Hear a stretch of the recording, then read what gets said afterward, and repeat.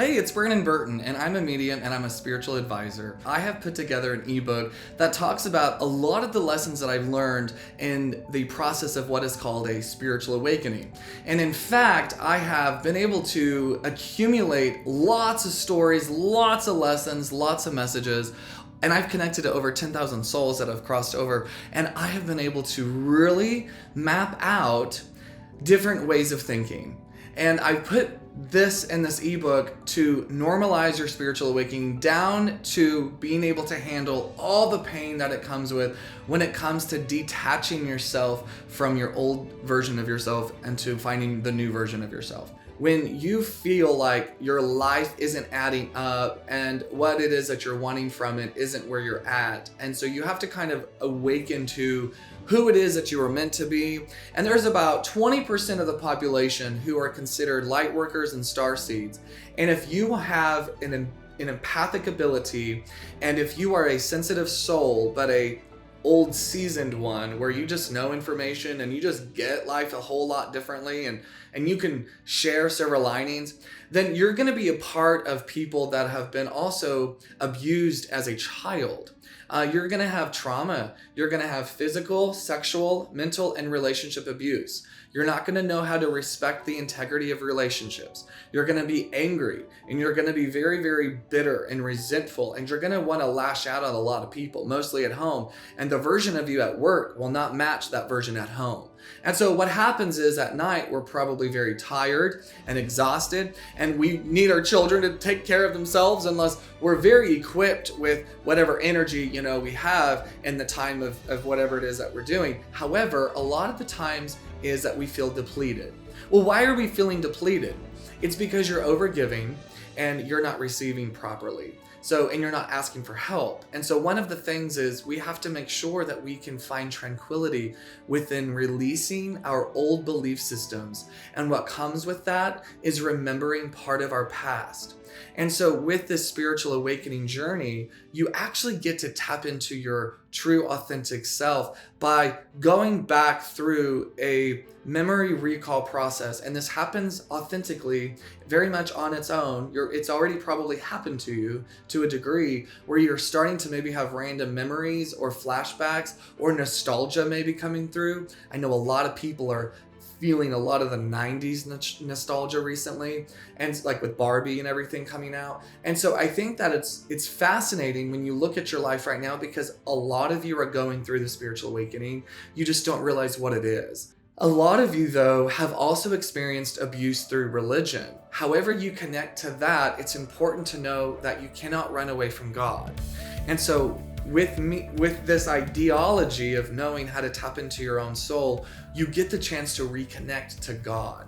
So what's happened through religion trauma is that we have to understand that it wasn't God that abused you. It was the man behind the version of that God that they said existed. And therefore you're going to have resentment towards that God. He will also be your villain. Where I'm sitting, there's no pronoun to God, and it is just source and energy, and we get to allow ourselves the power of free will, and with God's will, we get to choose.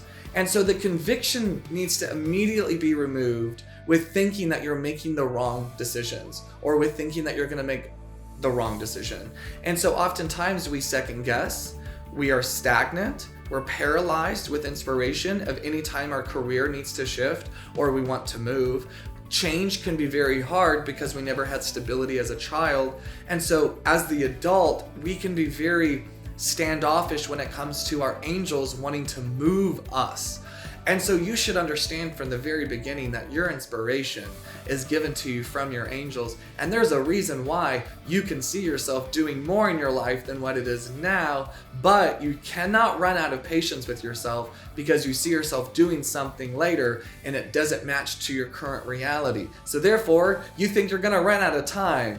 And I need you to know that that sensation is only robbing you from learning to take your time.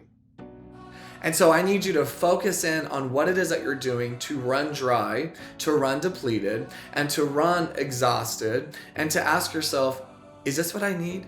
Do I need a roadmap? Do I need to normalize this process? And I'm going to tell you yes, because if you don't know what you're doing, you're going to feel kind of intimidated and threatened, and you're going to get somewhat in your way. If you haven't already. And so let me normalize this process for you. Let me share with you this information so you can go through this and realize that it is okay to have depression. It is okay to have anxiety. Listen, suicidal thoughts come through this journey very naturally because you start to feel worthy to your unbelong.